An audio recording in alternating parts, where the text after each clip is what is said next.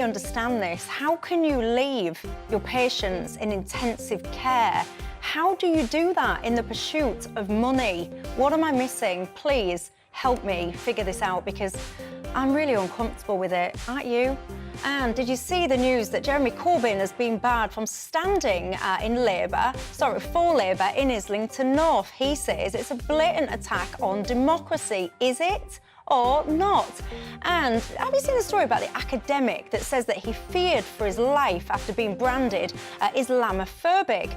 He had to kind of carry things around to potentially use as weapons. He had to get a disguise and everything. He says that the university didn't go far enough to protect him, and that actually this whole kind of work culture is a scourge on academia. Is it? Your thoughts on that? And Lee Anderson says that the Conservatives should fight the next election based on culture war issues like trans rights, etc.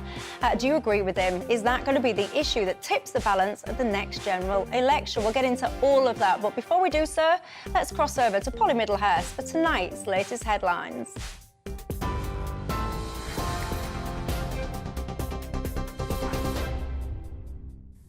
Thank you, Michelle. Well, let's tell you a little bit more about that strike action. The Royal College of Nursing saying it will reduce England's NHS services to an absolute minimum when the new strike action takes place next month, which will include as well A&E staff. More than 120 NHS employers will be affected on March the 1st, with staff walking out for 48 hours, previous strikes lasting just 12 hours. They'll also include staff working in previously exempted departments, including, as we said, emergency and, as Michelle was saying, intensive care. The Health Secretary, Steve Barclay, is calling the action a significant escalation, but says the government is working with NHS England on contingency plans. Sir Keir Starmer has made a surprise visit to Ukraine to meet with President Zelensky. The Labour leader pledged that support for Kyiv will continue if his party comes to power. Sir Keir also visited the cities of Bucha and Irpin, where he was shown evidence of alleged atrocities committed by Russian troops. During the trip, he called for Russia to face justice in The Hague. Throughout the conflict, the Labour Party has stood united with the government in the United Kingdom to show our support for Ukraine. And we will have an election next year. And there may well be a change of government, but should there be a change of government next year in a general election, there will be no change in the position of support for Ukraine, both during the conflict and in the cause for justice. Let's just bring you some more detail now on that breaking news that you may have heard a few minutes ago in Patrick's programme. Lancashire Police have referred themselves to the police watchdog over contact with the force that was had with the missing mother, Nicola Bulley, and Paul Ansell on January the 10th, prior to her disappearance. That comes after detectives revealed the 45-year-old was vulnerable and that she had struggled with alcohol and the menopause yesterday. Well, earlier today, Ms Bulley's family said the public focus seems now to be more about speculation into her private life, which they called appalling speculation, rather than actually finding her. Lancashire Police has faced criticism for disclosing such personal information. Labour say they'll recruit an extra 13,000 community police officers to tackle antisocial behaviour and violent crime if they win the next election. The Shadow Home Secretary unveiled plans for a neighbourhood policing guarantee, which would assign officers and PCSOs to every community. Yvette Cooper has criticised the Conservatives for having a hands-off approach to community policing. So I want to talk today about what's been a complete collapse in Home Office leadership on crime and policing under the Conservatives, how they've stood back while neighbourhood policing has crumbled, while the charge rate has plummeted, while confidence in policing and the criminal justice system have fallen, while more victims are being let down and more criminals are getting off. Well, in response to that, the Immigration Minister, Robert Jenrick, says the Conservatives are already investing more funds than Labour is promising. Well, Labour's plans aren't credible. In fact, they're 1/10 of the investment that we're making this year in frontline policing. The facts speak for themselves. We are on course to recruit 20,000 police officers by the end of March, and at that point, there will be more frontline officers in this country than at any point in our history. Several terror plots were foiled at the very last minute in 2022, according to counter-terrorism police. They called them close calls, with some being described as goal line saves. The head of counter-terrorism policing said the would-be attackers had picked targets and were gathering weapons when officers intervened. Currently, there's more than 800 live investigations, and police have seen a rise in calls to their anti-terrorism hotline in the last year. The police watchdog is reopening its probe into whether forces failed to properly investigate the serial rapist David Carrick. Former Met police officer has admitted 85 serious offences against women over a 17-year period. He was jailed for 30 years last week. Bedfordshire, Sussex, Cambridgeshire, Hertfordshire and Met police forces had previously reviewed themselves and found no failures. The watchdog will now decide if investigating officers were perhaps influenced by Carrick's status as a serving police constable. And the number of people who've died following the major earthquakes that hit southern Turkey and northern Syria last week now stands at more than 42,000. Turkey's Disaster and Emergency Authority says more than 4,300 aftershocks have also hit the country since the initial quakes. 11 days on, few survivors are being rescued, and in some places the focus is moving away from finding people trapped and towards the recovery of bodies, clearing rubble and rebuilding communities. You're up to date on TV, online and DAB+ radio. This is GB News. Time for Dewbs & Co.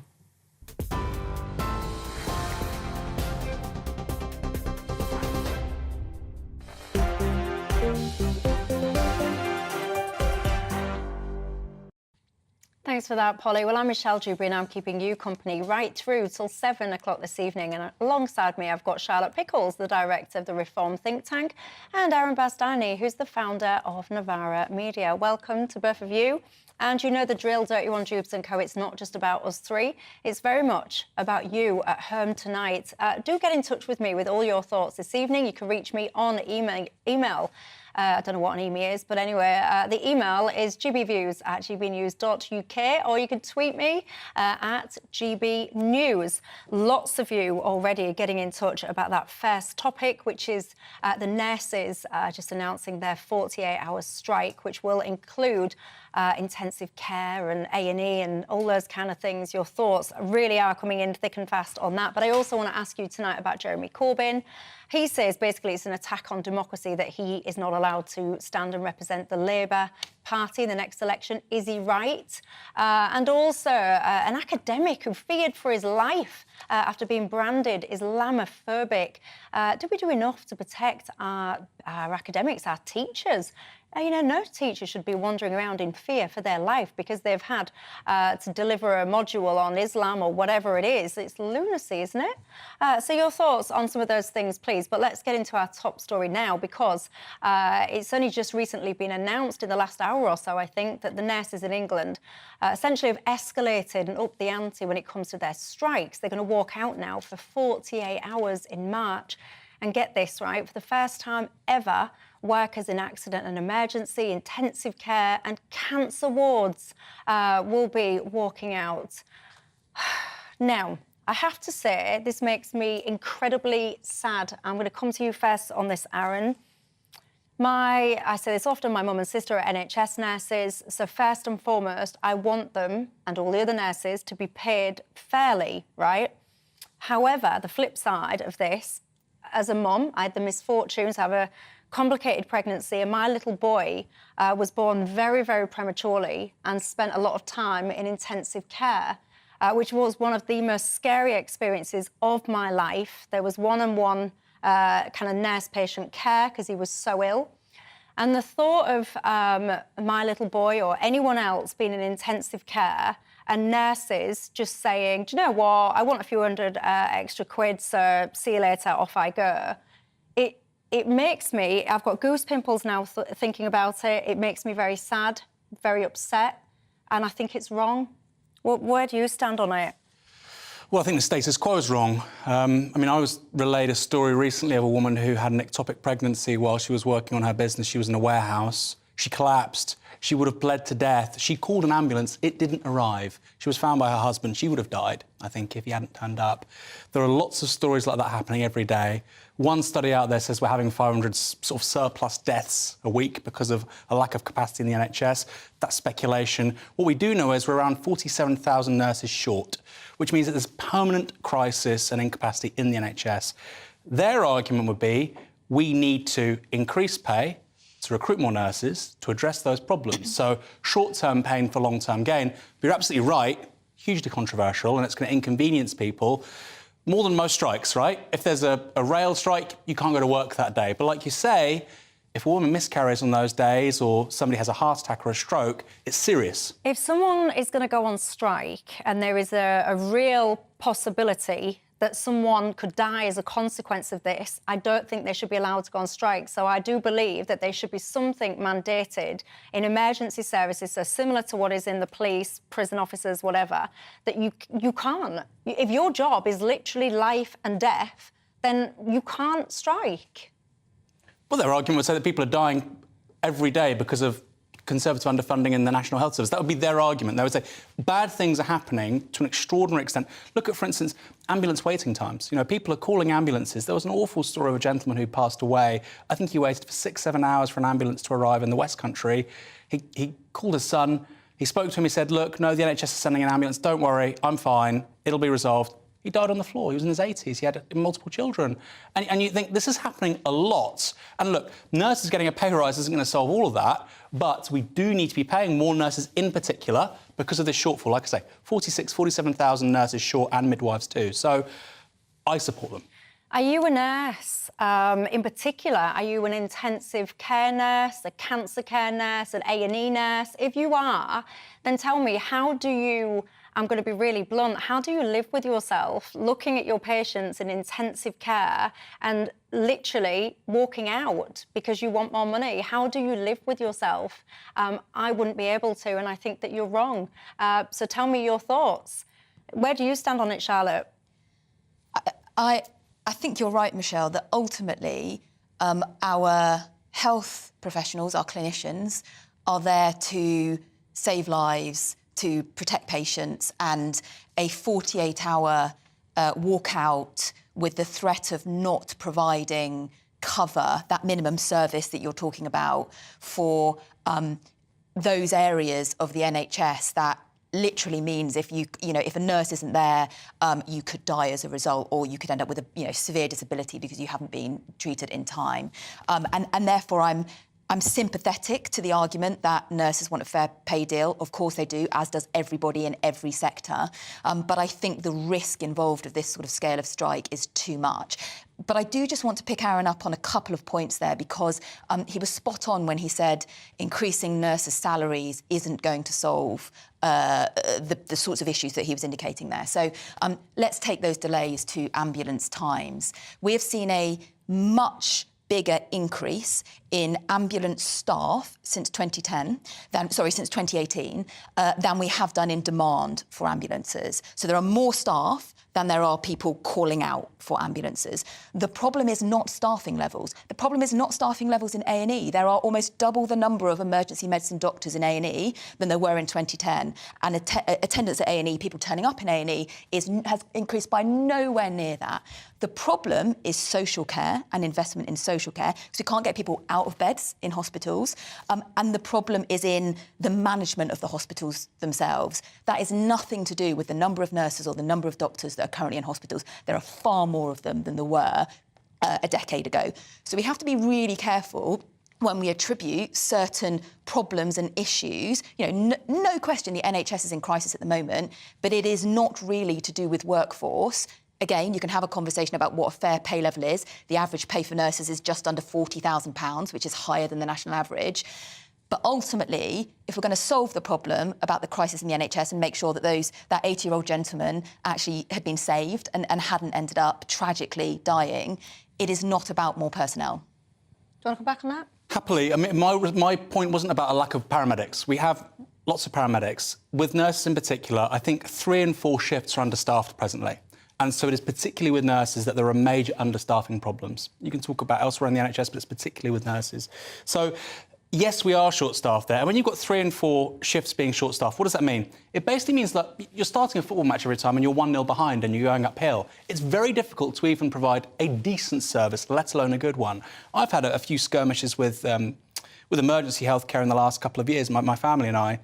It's nothing like it was 10 years ago. It is falling apart. Now, that's anecdotal. Maybe that's not, typical. But from what I hear elsewhere, it is the norm. And the reason why is, yes, for various reasons, but the principal one is a lack of nurses. It's 3 and 4 shifts. Not in A&E. 3 and 4 shifts. The principle is not a lack of nurses in A&E or a lack of doctors in A&E. It's the fact that we can't get people through A&E into the hospital because people aren't getting out of the hospital the other side. That is the issue. You can look at all of the data. In fact, we at Reform published a paper on this just last week, exactly on this topic. And it's really, I think, important that we're clear on what the issues are. Now, there are huge nurse shortages in community health. There are massive issues in primary care. But again, none of this is about the strikes we're talking about at the moment. And ultimately, well, it is, even if we this is all nursing that's going on strike. Of course, but the things around, should you be staffing A&E, should you be doing the critical care, all that type of stuff. Well, it is affected then.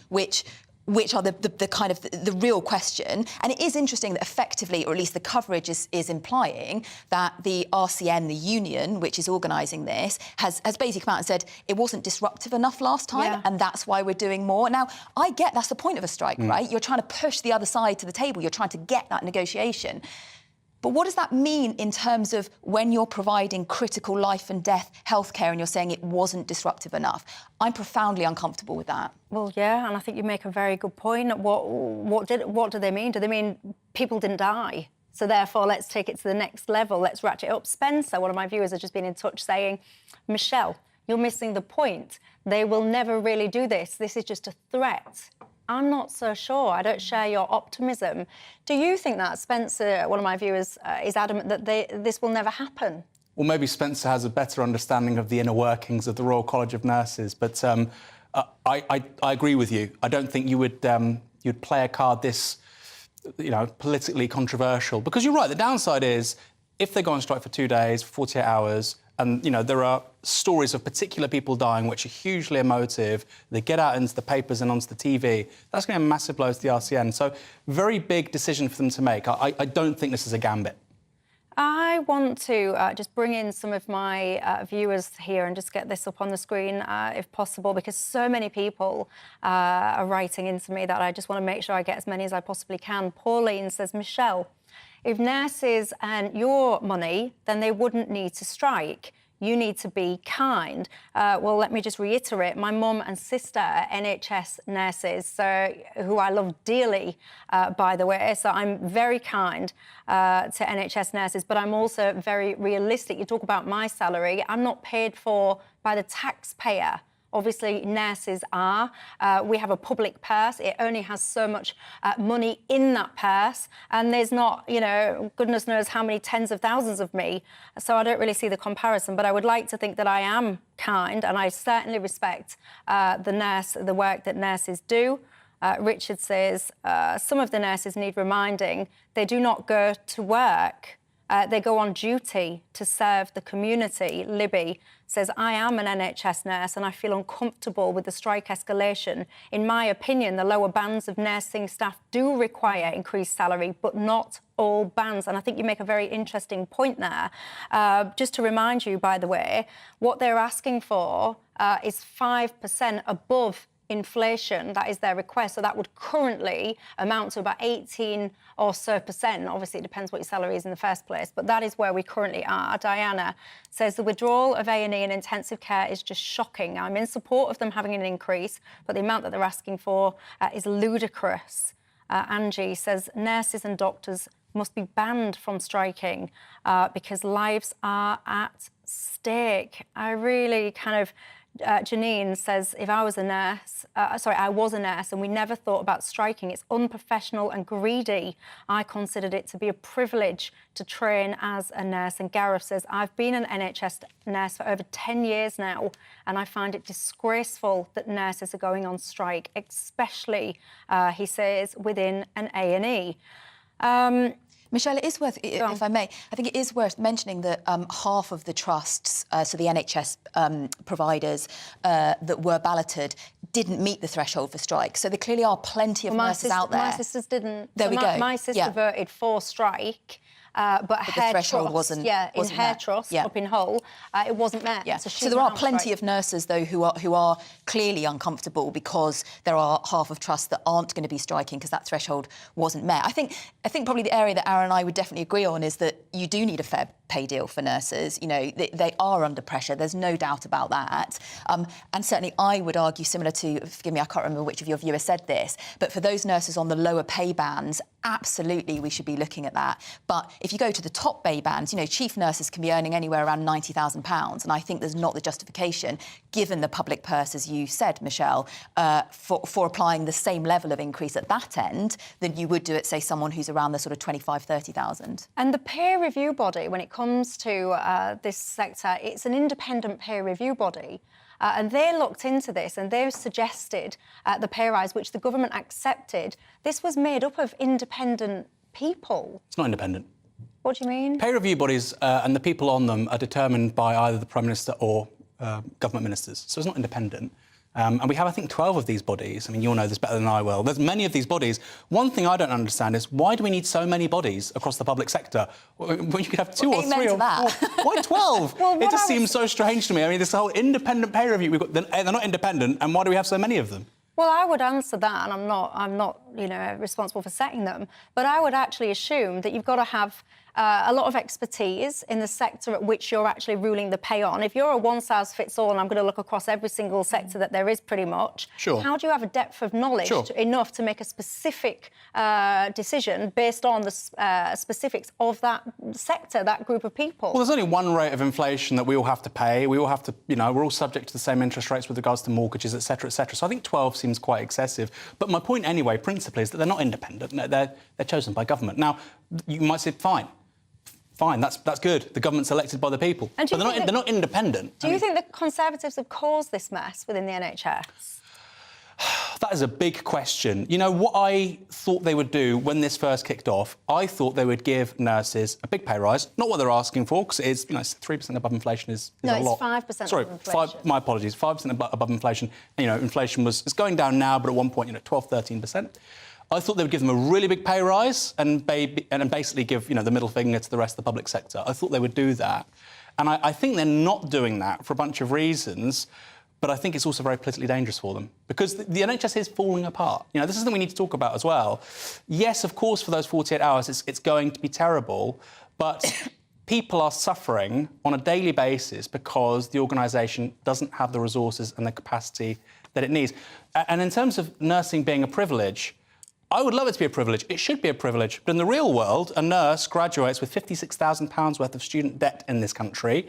So it's not a privilege. You know, we financialised everything. We made everything about money. You can't do that and then say, oh, it's a privilege. Yeah, no. I think if you're going to go into be a nurse or whatever, I don't think you should have any tuition fees at all. But, and here's a but, I think you should then be locked in to the NHS. So I would train you for free, but I would retain you. I wouldn't let you go wandering off to, say, Australia or wherever. I would make you free training, but you're in.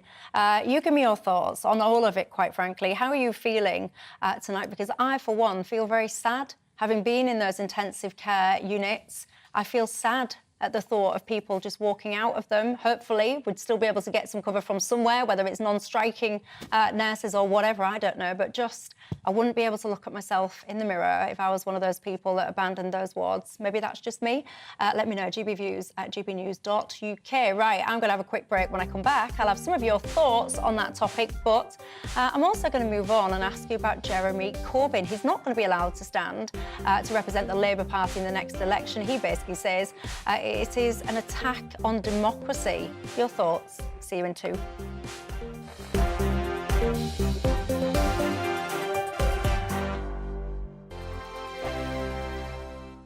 It's all about family, being in people's living rooms, all the interaction and getting to know who our viewers and listeners are. When I was young, my dad used to say, no, stop arguing. I wanted an outlet that would enable me to give my opinion.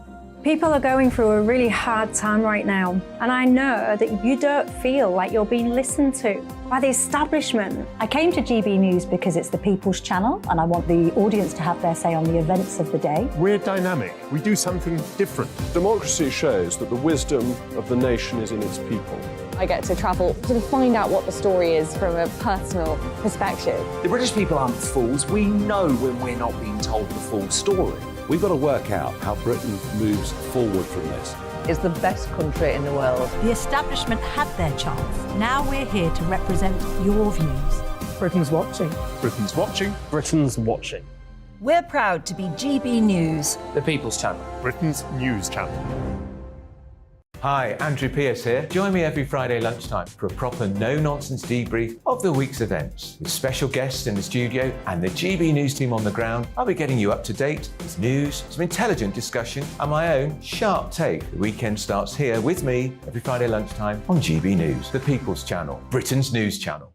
I'm Andrew Doyle. Join me at 7 o'clock every Sunday night for Free Speech Nation, the show where I tackle the week's biggest stories in politics and current affairs with the help of my 2 comedian panellists and a variety of special guests. Free Speech Nation, Sunday nights from 7 on GB News, the People's Channel, Britain's news channel. Join me, Patrick Christie's, Monday to Friday, 3 till 6. We tackle the day's news agenda like you've never seen before. It's high tempo, high octane, the most controversial topics, and the best guests. You will not be able to take your eyes and ears off it. I'm not afraid to ask the questions that you really want answered. 3 till 6 p.m, Monday to Friday on GB News, the People's Channel, Britain's news channel.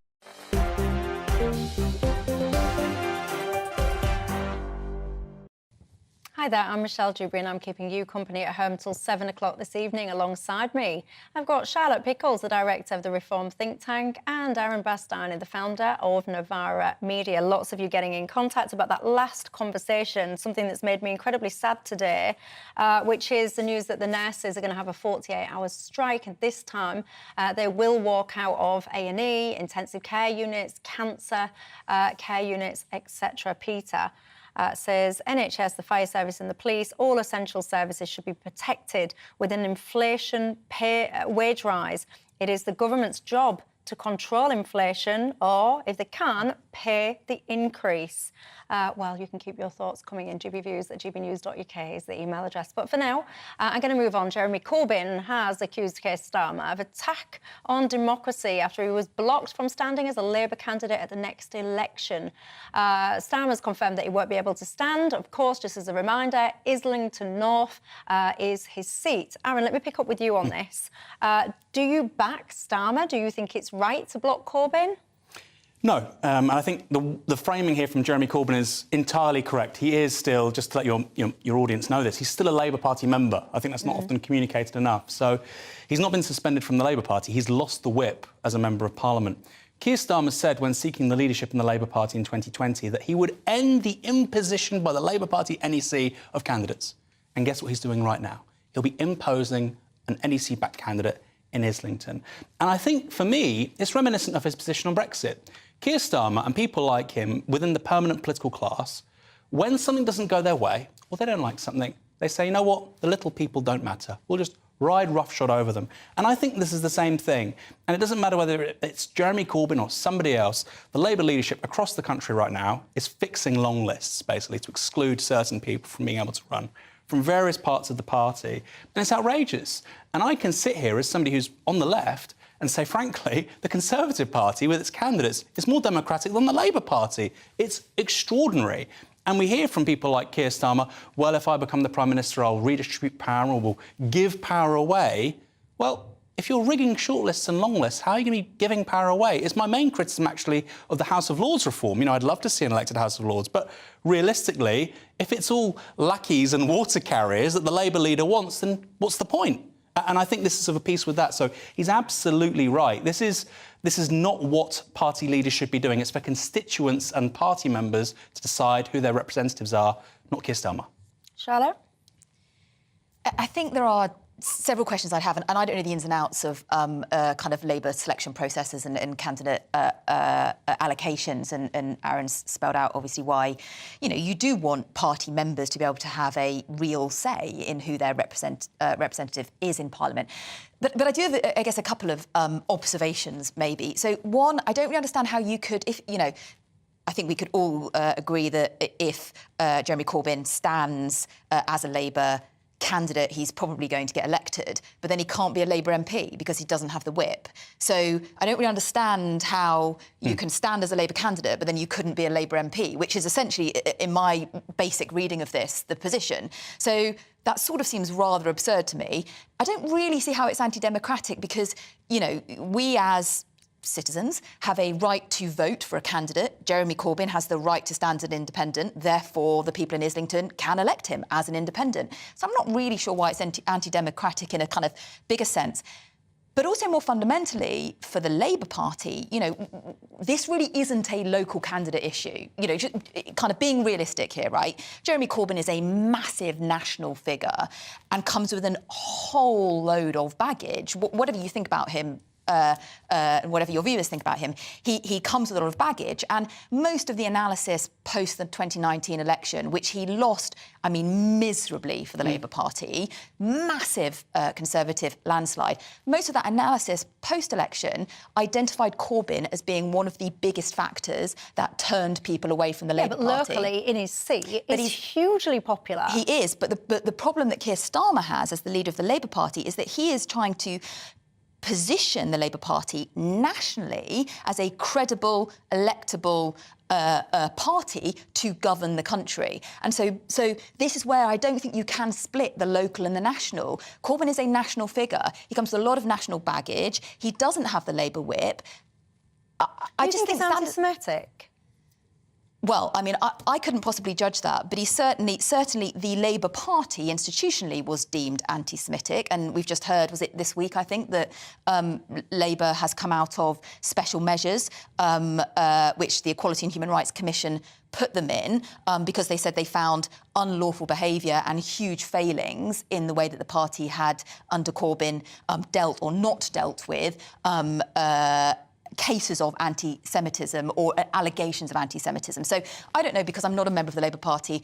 I've not experienced, obviously, any anti-Semitism as a result of it. But certainly the HRC, to be put in special measures because you've been discriminatory is a pretty big deal under Corbyn's watch. One of my viewers, Peter, just got in touch saying, Michelle, since when does the tail wag the dog? It is up to a political party to choose its MPs based on suitability and in accordance with Labour's core views. Corbyn is not entitled to a free election ticket. He could stand as an independent like many others if he wanted to. Well, I'm sure he will, but the point is he's a Labour member, so he's not been expelled from the party. If he'd been expelled from the party, this is an entirely different conversation.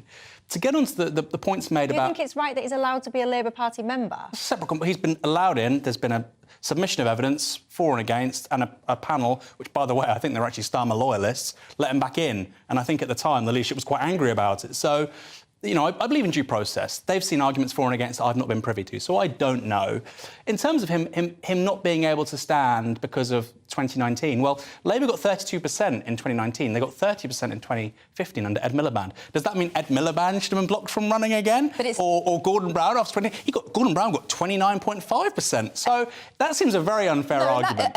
And you're absolutely right, and that's a perfectly reasonable argument to make. And obviously, there's all sorts of complications around, the fact that you can increase massively the amount of the vote and still not get, this is the whole debate around our electoral system. My point was more that if you looked at what, and this is a purely political point, right? If you're Keir Starmer trying to get into government at the next election, this is not about, whether this is morally the right thing or democratically the right thing. But if you're Keir Starmer as the leader of the Labour Party and you have evidence that Corbyn was a big factor in people moving away from your party. Most of the polling seems to show, or the analysis of the polling seems to show, he was the biggest factor. No, it was Brexit. Which, by the way, YouGov polling clearly showed that and you're right, there'll be lots of polls, but let's just say he was top two. I know what GB News viewers will think, and it's Brexit. And this is the thing that the media can't talk about. It was both. It was Brexit, and Keir Starmer was both. That's just not the evidence points to Corbyn being a massive factor. Of course he was, but we know this. The primary reason was Brexit, and the reason we know this is because there was a party called the Brexit Party, and when it didn't run, that's what sealed the deal. It's not that in political. Let me just finish. Sure, go ahead. Because in political punditry, we love to make these things so complicated. It was called the Brexit election. Labour on the wrong side of 400 constituencies, which voted Leave because this genius Keir Starmer wanted to subvert the party policy so he could become leader, and he has. But let's not say Brexit didn't play a role in 2019. It was all Jeremy Corbyn. Because it was about Brexit. I didn't say you said it was the number one thing. It wasn't. Corbyn, it was if you look at some of the analysis, so for example, as I say, YouGov, who analysed the people who swung from Labour to Conservative, the number one factor was Corbyn, and second was Brexit. Absolutely. I'm not for one moment suggesting that Brexit wasn't a big issue, and actually Corbyn's sort of, vagueness on the subject, I think probably was also a factor. But it was also just people didn't believe what he was saying. The anti-Semitism allegations played a big role. People reported on the doors, as in people knocking on doors, reported people saying, I don't like Corbyn. I don't want Corbyn. Give some strong anecdotal evidence to this because I ran in the 2019 election for the Brexit Party. So I was one of the people knocking on those doors, and it was traditionally a Labour town and city seat, right? And so many people told me, I've always voted Labour all my life, but I don't like Corbyn. But moving on from that, one of the things that I found interesting, Corbyn put a statement out today on his Twitter account, etc. And I saw a really interesting comment in response to one of these. And he was saying, what's going on with Corbyn now is one of the biggest cases of institutional bullying played out on a public stage. And I thought that was quite interesting. Do you agree with that? Oh, 100%. 100%. This man has been hung out to dry. You don't have to like him. I think he made many mistakes as a political leader. I like winners. He didn't win. But the reality is, the way he's treated by some of his colleagues is just appalling. And I have to say, Michelle, I know that you come from a Labour background. I talk to Conservatives, I talk to people on the centre-left, I talk to people on the left. The nastiest people in politics in this country are on the centre/centre-left. The nastiest people. And they are guilty of bullying, and it's not just towards Jeremy Corbyn. I can tell you, I was... And I'm the guy on the left, by the way. I was brought up Labour, in a Labour place. The thing that's turned me off Labour, more than anything, is the experience I had at the hands of Labour side of the fence when I was running for election. I thought it was grotesque, some of the stuff that I experienced. It put me off them for life. I'll have to do something special to pull my vote out the bag. That would be for sure. Anyway, I'm going to take a quick break. Lots of you getting in touch about the Corbyn thing, so I'll have some of your thoughts in a second. But when I do come back, I want to talk to you about academics. Do you think we do enough to protect them? One guy has been sharing his story about how he's had to wander around with a disguise, fearing for his life after he was complained about for apparently being Islamophobic. Your thoughts? I'll see you in 2.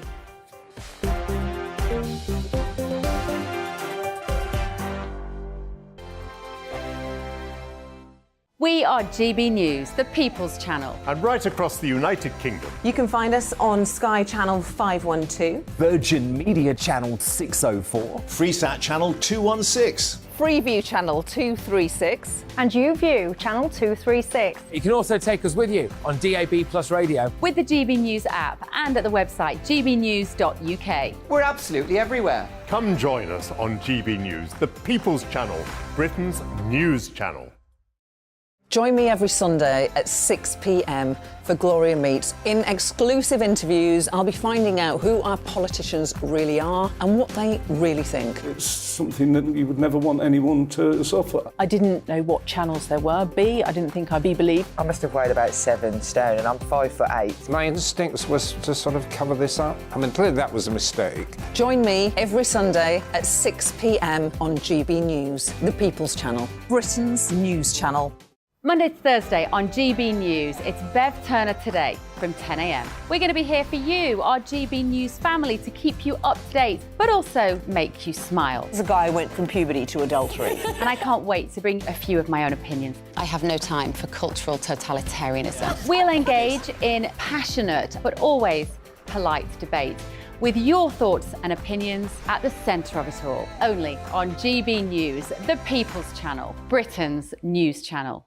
Hello, I'm Michelle Dewberry, and you can join me every weekday 6 till 7 on Dewbs and Co. You're an inspiration to us all. Clip that bit up. Well, you are. That's my ringtone. My political ambitions those days are gone, I can tell you. She's only teasing. Go on. He's probably going to want to lay down now. I'll give him 2 minutes to have one. Let's respectfully disagree. That's what we like on Dewbs and Co. Come and join us. GB News, the People's Channel. Michelle Dewberry, weekday evenings at 6 o'clock.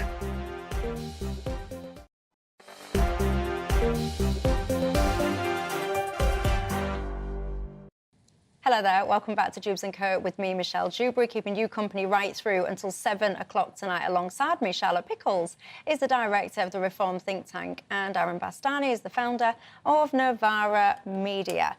Janice, we've just been talking about Corbyn and whether or not he should be allowed to run as a Labour candidate. Janice says, nobody says that he can't stand for election. They just said he wasn't welcome in their club. He could stand as an independent if he's confident that he'd win. Richard says, are Labour seriously cancelling Corbyn? That's a shock from the Be Kind party. Ian says, I oppose everything that Corbyn stands for, but I will always defend his right to present those views to the electorate. Bernard says, no matter what party, there's always someone in the background to take you out if you don't fit their narrative. And Michael says, I am a Conservative, but what the Labour Party are doing to this man is criminal. They should be ashamed of themselves. Well, there you go. Right, let's move on. Do you think we do enough to protect academics who get attacked at their work? The reason I'm asking you this is a lecturer at Bristol University, and this is a fascinating story, by the way, if you're not already across it. He's saying he effectively went into hiding after some of his teaching was denounced by students as, you guessed it, Islamophobic. An inquiry basically said that he'd not done anything wrong. This chap's called Stephen Greer, has been an academic for a very long time. Instead, the inquiry basically is saying that he was fine, he wasn't doing anything wrong, he wasn't doing the things that he was accused of. And it's such a fascinating story. This is a guy, he's a granddad now, and he describes he had to go into hiding pretty much. He had to disguise himself. He had to carry, items around to perhaps use as weapons. He feels that he was in danger. And this was all because he taught this module that covered things like the Charlie Hebdo situation. What do you make to it, Charlotte? I think it's a really, really sad position we find ourselves in when part of the point of university should be to expand young people's minds. And actually what we seem to be doing is narrowing them. And the idea that, I mean, in this instance in particular, as you rightly said, there were actually 2 investigations into this academic, both of which said these accusations are entirely baseless. There was the investigation, then the appeal against it. And a QC looked at it. Right. So, it's a pretty high level of investigation you're going to have, and said there's just no case here to answer. And yet the university seemed to have thrown him under the bus because of some student activists. The module. Exactly. So despite the fact that it was... Yeah, and that exactly is the example about narrowing minds rather than expanding them. And this isn't the first case, is it? Because, I'm sure your viewers will be very familiar with the name Kathleen Stock, who felt that there was a sort of, she was hounded out of her university. This was in relation to her views on gender identity. And I don't think... And the Batley school teacher, by the way, who was sent off into hiding, he was. And I dread to think what happened to him. I hope he's all right, wherever he is now. This is, as you say, not the first, and I worry, sadly, it won't be the last either. But the government are, the important thing I think to mention is the government do actually have a bill going through Parliament at the moment, which is the Higher Education Freedom of Speech Bill, and it actually is or will, if it gets made an act, it will place a duty on universities to promote freedom of speech. It will place a duty on student unions to promote freedom of speech, and it will allow the Office for Students, which is the sort of regulator, to fine universities that don't promote freedom of speech. And it has a clause in it which would allow these individuals who have been persecuted and cancelled or, hounded out to actually seek financial compensation from those institutions if they didn't act to promote freedom of speech. So the bill going through, I think, is a really good thing. The question is, should we be doing more to protect these academics? Absolutely. And actually, for once, there is some legislation going through Parliament that is designed to do that. Yeah, and by the way, this fella's module that he was teaching, it was a module on Islam, China and the Far East. It was dropped so that Muslim students would not feel that their religion is being singled out or in any way othered by the class material. Aaron, thoughts, please? Complete agreement. It's ridiculous. If you don't want to be challenged, if you don't want to be, confronted with ideas you don't agree with, don't go to university. Nobody's making you do it. I just find this all very puzzling. I mean, it's the examples you've said there, I mean, particularly with Islamophobia. Yes, of course, there are issues with Islamophobia or bigotry, and they should be confronted. But particularly with universities and the teaching environment, progress comes through disagreement and debate. That's how we get science. The people like Copernicus and Galileo, they said controversial things in their time, and actually they were right and the people attacking them were wrong. Another one is with the IHRA definition of anti-Semitism. This is a thing now in universities where if it's not adopted, this definition, then automatically they're cast as anti-Semites, which, again, in terms of compromising freedom of speech, freedom of political expression, I find remarkable. If you don't accept this definition of something, therefore you are racist. And this has become, look, 10 years ago, this stuff was super marginal. This has now moved to the very centre of our political culture. It's terrifying. And again, I say this as someone on the left, but we live in the real world. You meet people who you disagree with all of the time. Sometimes it's annoying, and then you just stop talking to them. So that would be my suggestion to some of these people. God, honestly, some of this stuff, it makes me feel a little bit depressed about the future, not going to lie. Sheila, one of my viewers, Sheila's been in touch saying, unfortunately, at this rate, the majority of students are going to have the IQ of an amoeba. Tony says, seminal question, Michelle. Is freedom of speech an absolute, or is it a variable determined by whatever prevailing socio-political narrative is dominant in law and whereby transgressors can be punished? Well, good question, Tony, and I'll let you guys at home ponder it for 2 minutes, and you can get your thoughts over to me on that one in the break coming up. When I return from the break, the Tory party Deputy Chair Lee Anderson says that the Tories should fight the next election on culture war and trans issues. Do you agree with him? Give me your thoughts, and I'll see you in 2.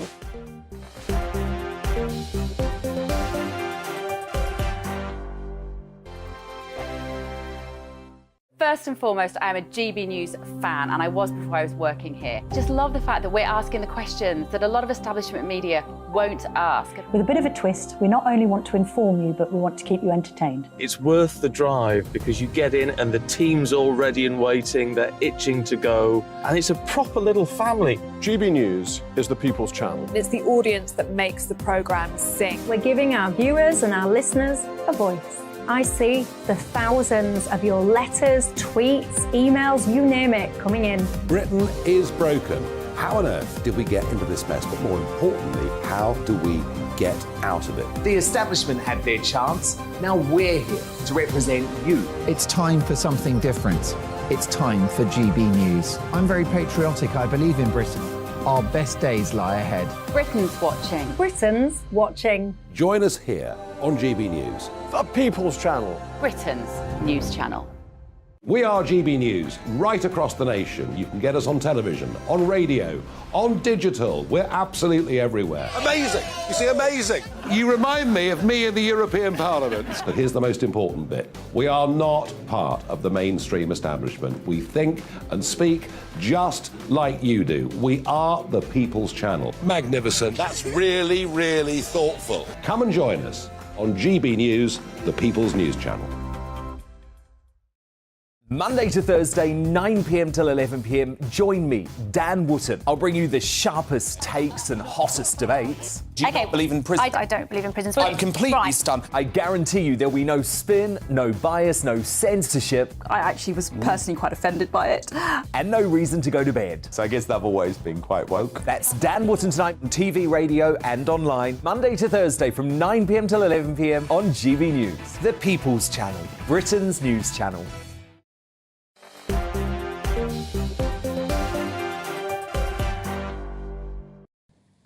Hello there, welcome back to Dewbs & Co with me, Michelle Dewberry. I'm keeping you company until 7 o'clock tonight. Alongside me, Charlotte Pickles is the director of the Reform think tank, and Aaron Bastani is the founder of Novara Media. Welcome back, everybody. Let's have a look, what you all saying. Michelle, we're just talking then about academics and free speech and all the rest of it. Michelle, isn't that Batley teacher still in hiding, fearful of his life? Well, I don't know where he is. No one seems to know where he is. That was an awful turn of events, I have to say.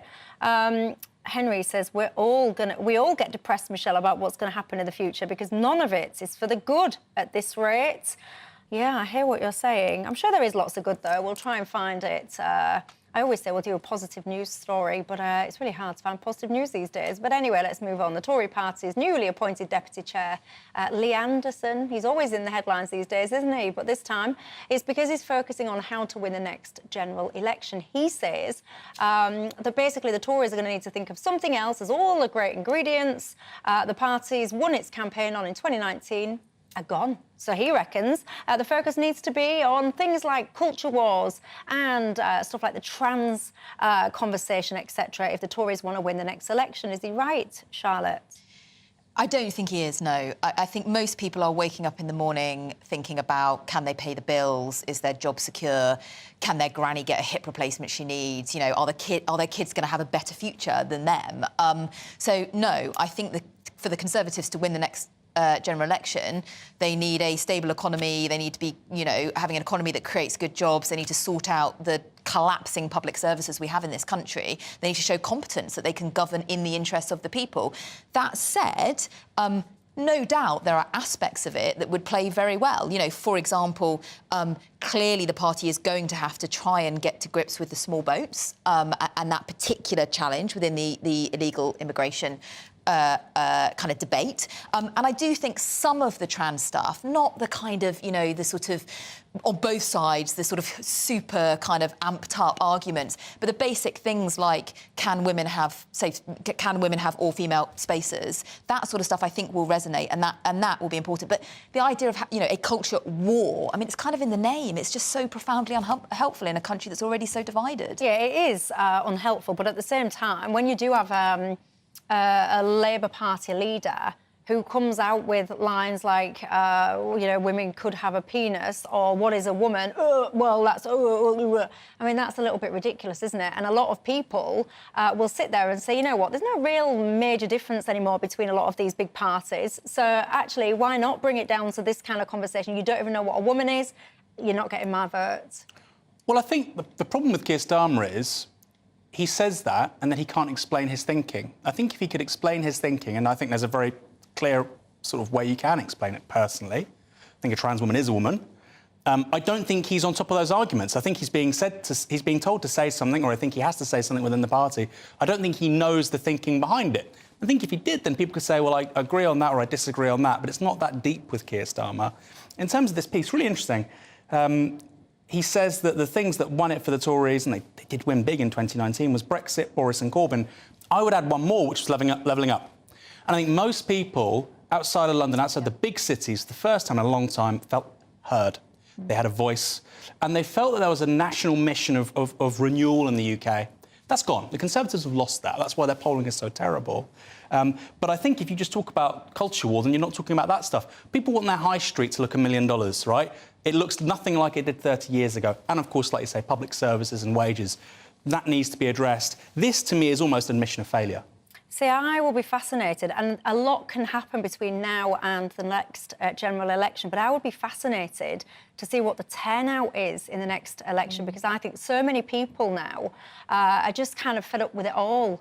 And they think, you know what, we voted in 2019 perhaps for the Tories for the first time. Look at the state that the country's got itself into.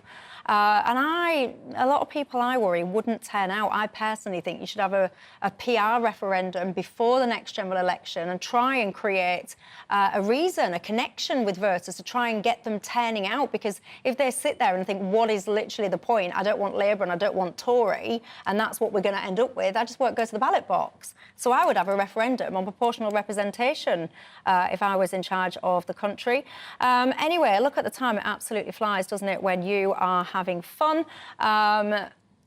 Trans rights is a minority issue. Stop talking about it, Michelle, please. Well, Lee Anderson's talking about, that's the point. Yeah. More people go fishing than change gender. So why are you talking about fishing, says Nigel. Well, maybe that'll go on another day, I think, but for now, no fishing. Colin said, Michelle, the other day you said you was a working class person. Working class people don't wear dresses like that. Don't they? OK, FYI, I'll come in my Kappa tracksuit tomorrow. Anyway, that is all we've got time for. Aaron, Charlotte, thank you very much. Have a nice night, everyone. I'll see you tomorrow.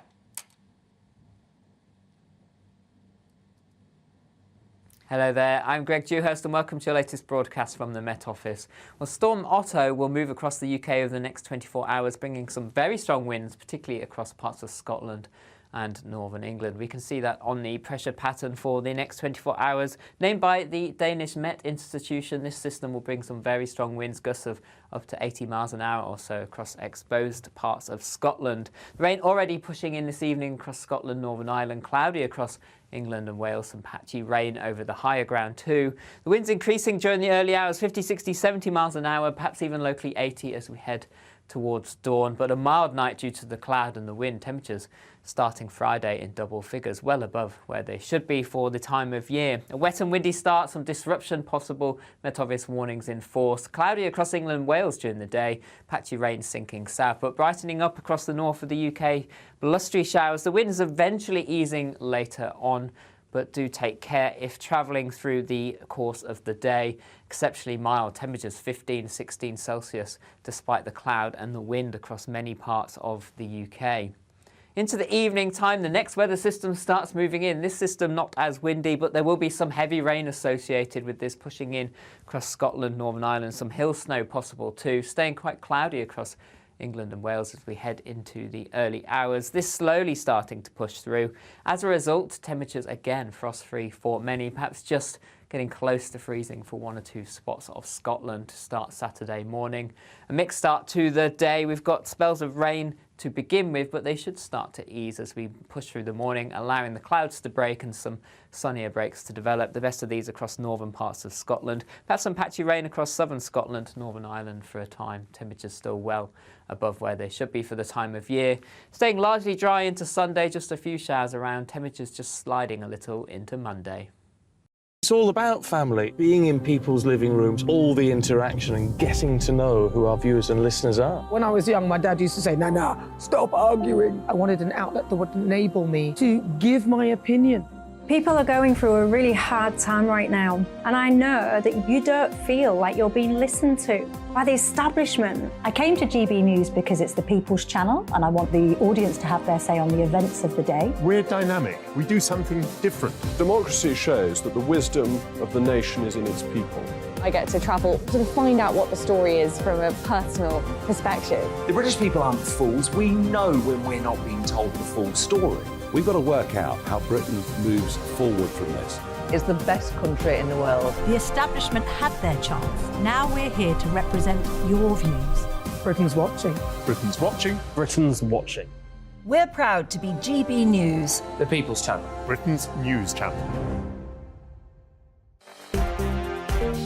Here on GB News Live, we'll be keeping you in the picture, finding out what's happening across the country and finding out why it matters to you. We'll have the facts fast with our team of reporters and specialist correspondents. Wherever it's happening, we'll be there from 12 noon on TV, radio and online. GB News, the People's Channel, Britain's news channel. I'm Andrew Doyle. Join me at 7 o'clock every Sunday night for Free Speech Nation, the show where I tackle the week's biggest stories in politics and current affairs with the help of my two comedian panellists and a variety of special guests. Free Speech Nation, Sunday nights from 7 on GB News, the People's Channel, Britain's news channel. I'm Michael Portillo. Join me on GB News on a Sunday morning for topical discussion, debate, arts and culture, and sometimes even ethical dilemmas. I don't always agree with you, Michael. Michael Portillo, Sundays on GB News, the People's Channel, Britain's news channel. Join me, Nana Akue, Saturday and Sunday afternoons on GB News. Expect fiery debate and passionate discussion as me and my panel tackle some of the biggest topics hitting the headlines. It's a